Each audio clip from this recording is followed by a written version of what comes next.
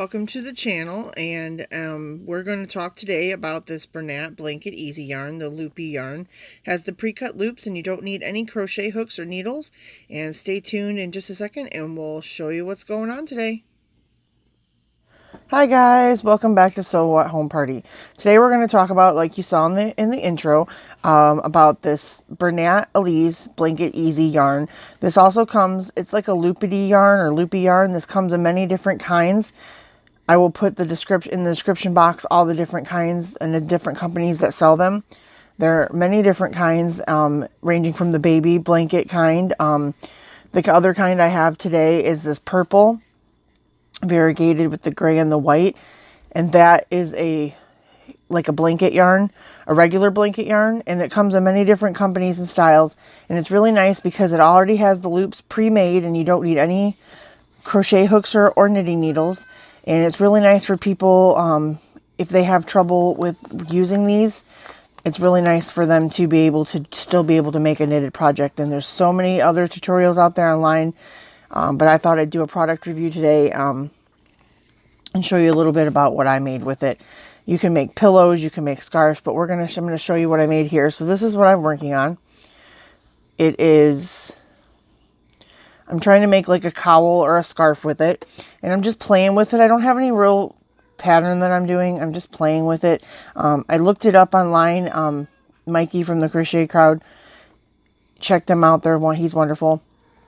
He showed me how to do this stitch here. It's cable, and then there was a twisted stitch, and I've just been playing around with putting those together. There's no pattern. I'm just, like I said, I'm just alternating, and as you can see, as I go, the pattern gets wider. So because it's for me and I just wanted to play and show you guys how to use it. And as you can see down here on the ends, there's these loops, and they're all, so the glory of this is that all the projects, you don't have to worry about gauge because the loops down here determine the gauge. You have to just excuse any weird looking on my fingers. I've been on another tutorial coming up, or a video on YouTube here on So What. I plan on talking about more experimenting with dyeing yarn. I'm really excited to bring that to you guys because I got a bunch of new tools and different things we're trying out. So stay tuned for that. But yeah, so anyway, so this is actually kind of fun. It does work out pretty quick. I know that Michael's Joann's carries it. I don't know if Hobby Lobby does, but like I said, it comes in all the different brands. Red Heart has one. I think Joann has a brand, and then Bernat and Yarn Inspirations, they have theirs. And they're really fun, and it's really quick and easy. So let me show you a little bit about the yarn. So the two colors I have here today are this pink color. Sorry guys, I gotta move my camera so you can see. So it's this pink color.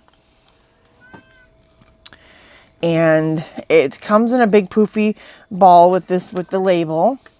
And as you can see, like I said, as you can see, the loops are already predetermined.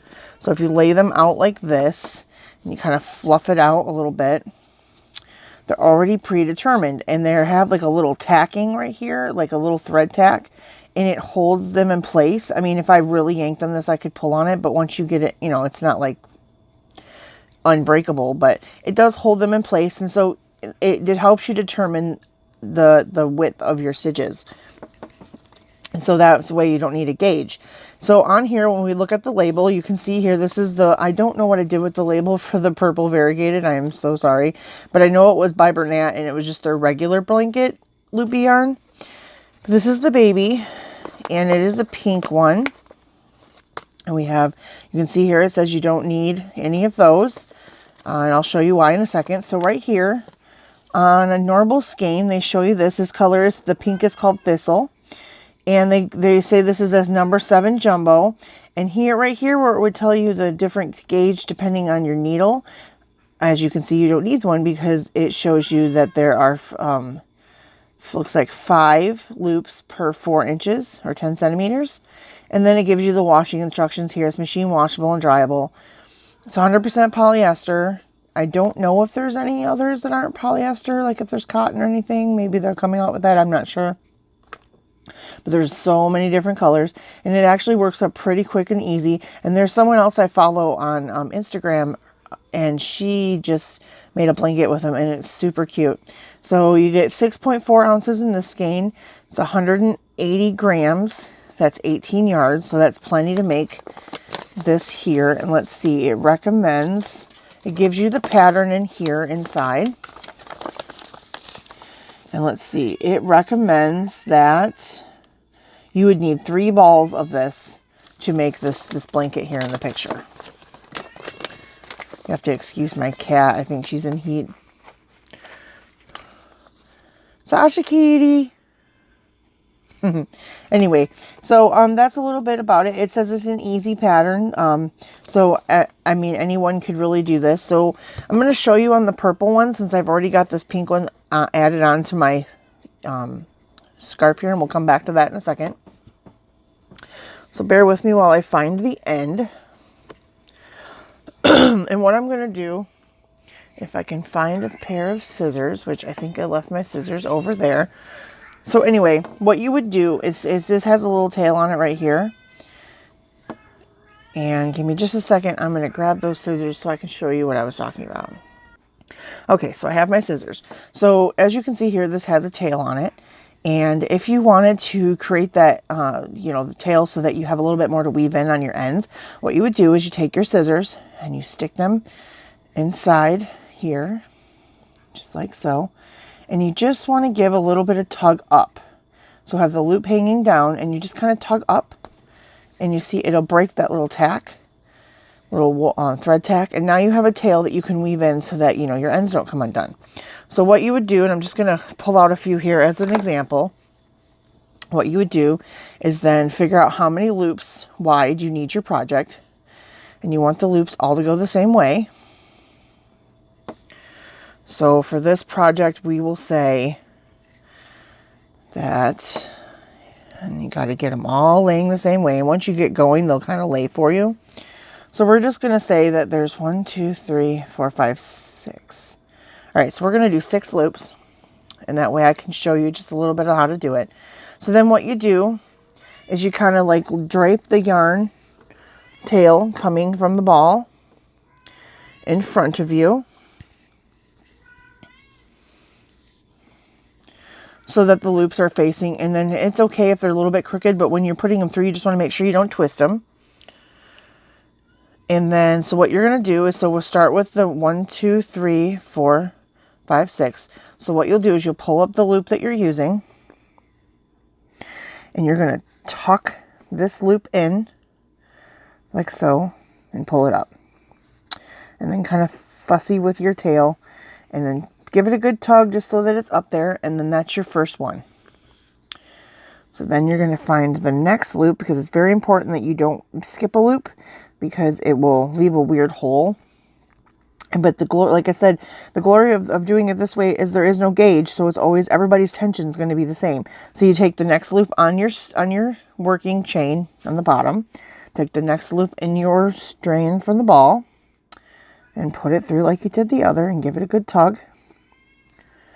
And there, as you can see, it's starting to kind of lay down there. And you're going to do that all the way across.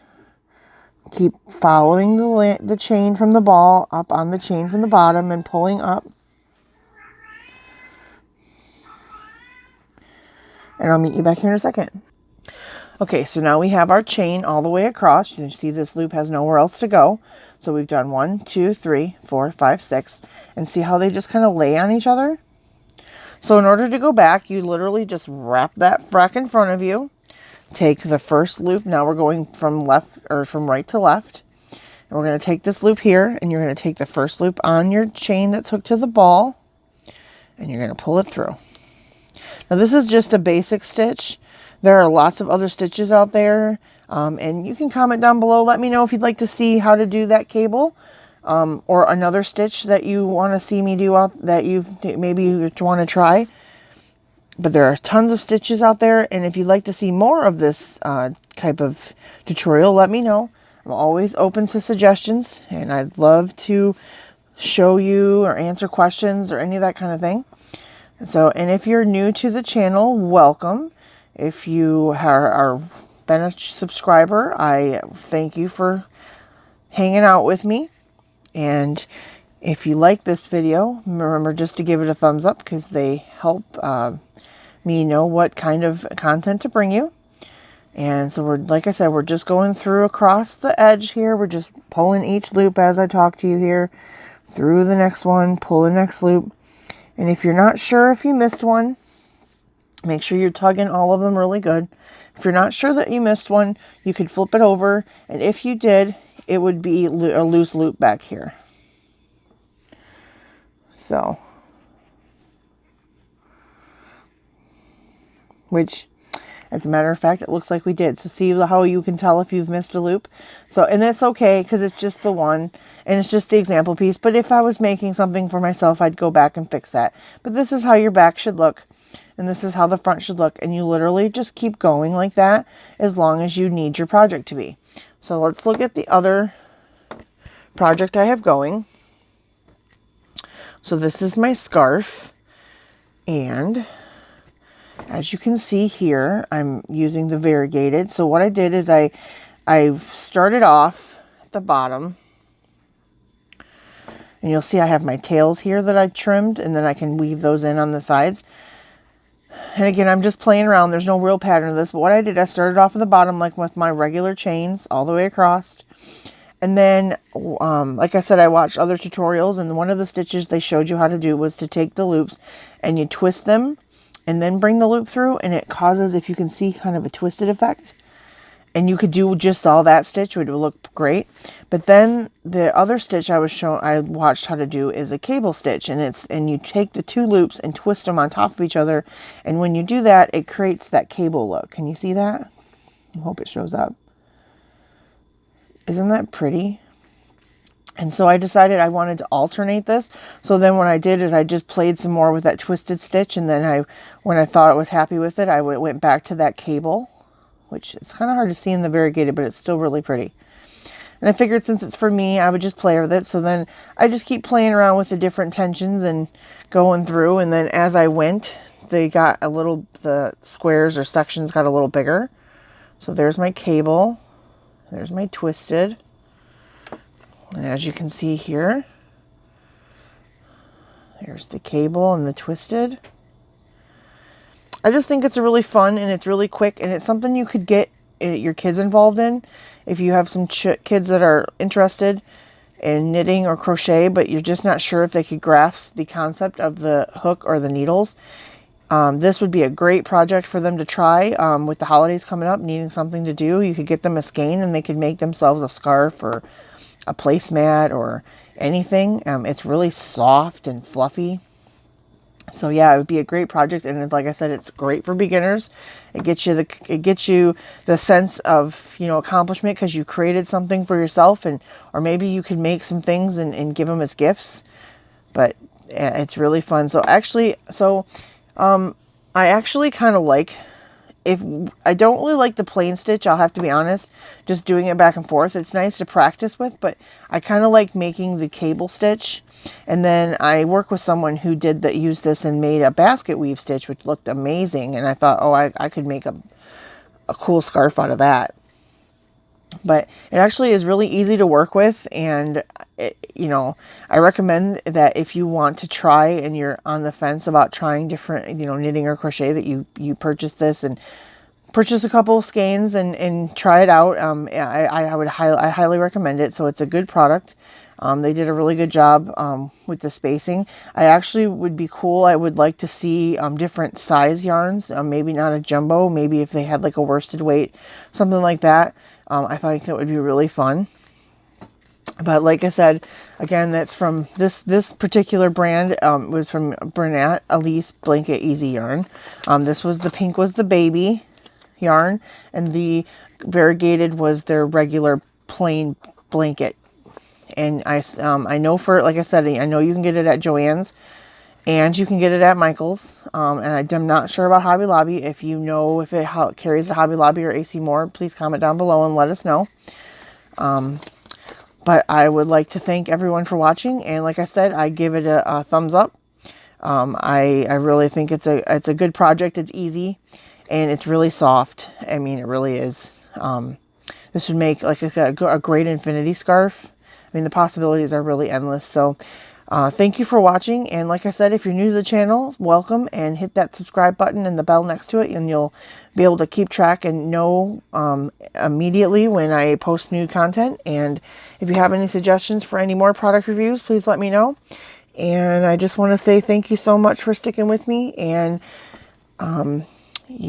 as always, what is in your craft room today?